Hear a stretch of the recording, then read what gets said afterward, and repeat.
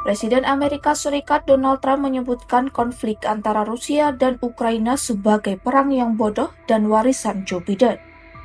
Hal ini ia sampaikan dalam pernyataannya di Gedung Putih pada Kamis 31 Juli 2025.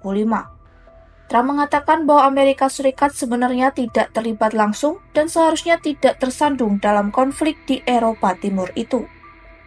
Trump menilai perang tersebut tidak perlu terjadi dan menyalahkan pemerintahan Joe Biden yang gagal mencegah eskalasi.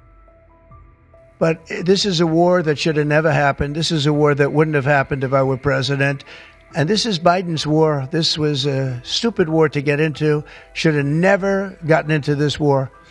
Komentar Trump muncul tak lama setelah serangan terbaru Rusia ke Ukraina, yaitu ke ibu kota Kiev pada Kamis malam 31 Juli 2025. Rusia meluncurkan 309 drone dan 8 rudal jelajah.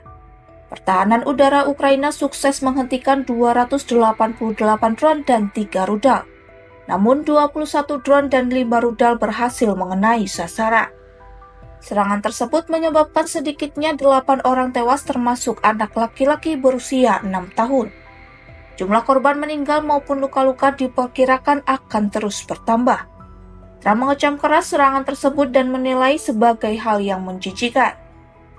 I think it's Russia. I think it's disgusting what they're doing. I think it's disgusting. This is Biden's war. It's not my war. But I said if I get in, I'll try and get the thing stopped. But I think what Russia's doing is very sad. A lot of Russians are dying.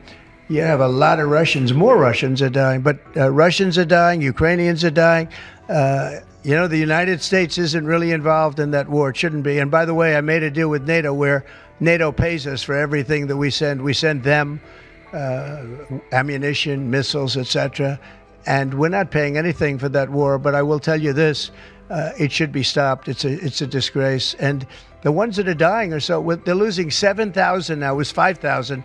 They're losing now 7,000 soldiers a week, Ukrainian soldiers and Russian soldiers. And they're also losing people now in the towns and cities because Putin's hitting them with rockets. No, I think it's disgraceful. Menurut Trump, pasukan Ukraina dan Rusia kini rata-rata kehilangan lebih dari 7.000 tentara per minggu. Sementara warga sipil di perkotaan Ukraina juga menjadi korban akibat serangan roket Putin.